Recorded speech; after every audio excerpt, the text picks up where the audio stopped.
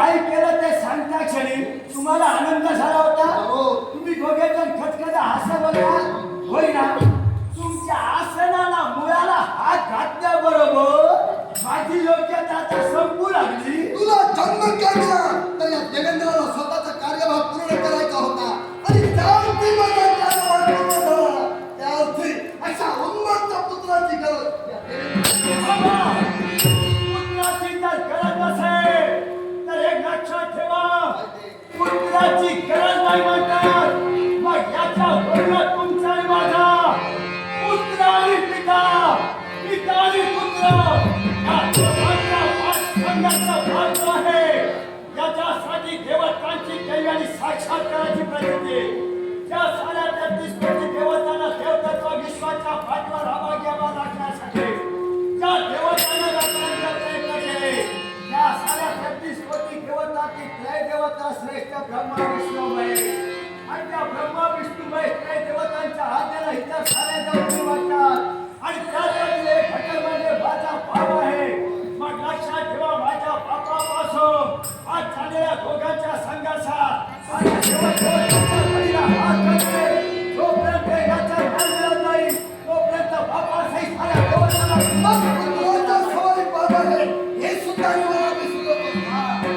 आजपर्यंत तुला संग दिला, तुझी प्रत्येक इच्छा पूर्ण केली.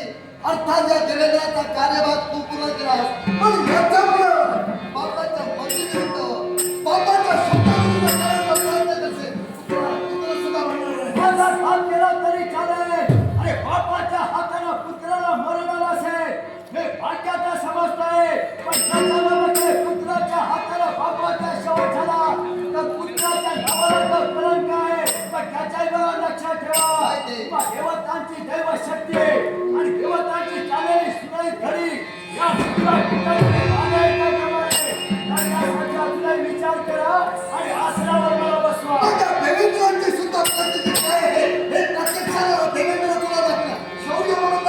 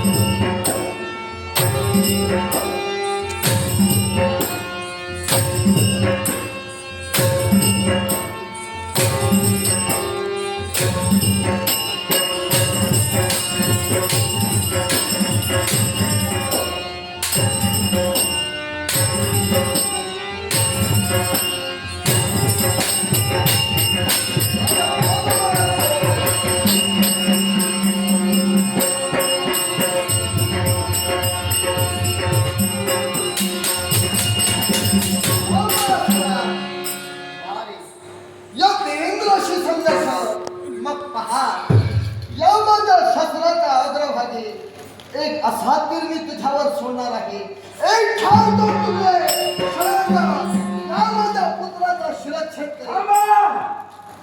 कुणावर बाण सोडतात? तुझ्यावर पुत्रावर.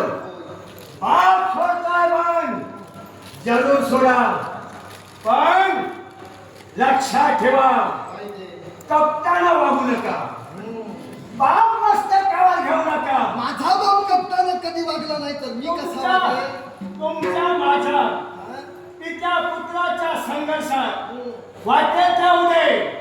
तुमच्या हाताला मरण आलं तरी चालेल, पण जसे नारद मुनी तुमचे गुरु आहेत त्याप्रमाणे ज्या ते माझ्या बापाची गुरुदेवता म्हणजे माझी गुरुदेवता.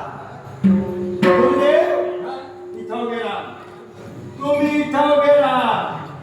समजा काही खोटं झालं तर पाप तुम्ही घेऊन चला. चला आणि खरा निर्णय घ्या. खोटं बोलता कामा नये. हो मी पाहूया. मग या माझ्या शास्त्राच्या अग्रभागी मी असा की जबाबदार आहे जेणेकरून शरण तुझे एक ठाव दोन पुत्र होते.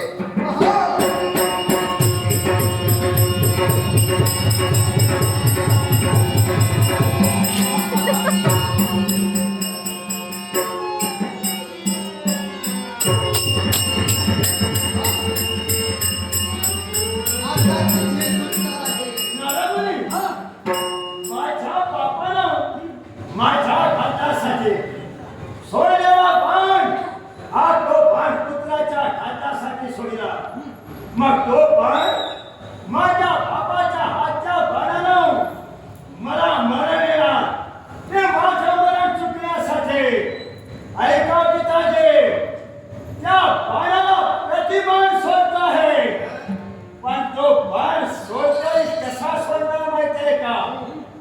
ज्या माझ्या बापानं मला जन्म दिला त्या माझ्या बापाची जीवनात उभ्या जीवनात जर खरी जर पुण्याई असेल, पुण्याई समजा तुम्ही पापी असलात तर मी मरणारच, पण जर खरी तुमची पुण्याई असेल ते पुण्याई ठेवतो आहे आणि असा बाण सोडताय तो बाण जो बाण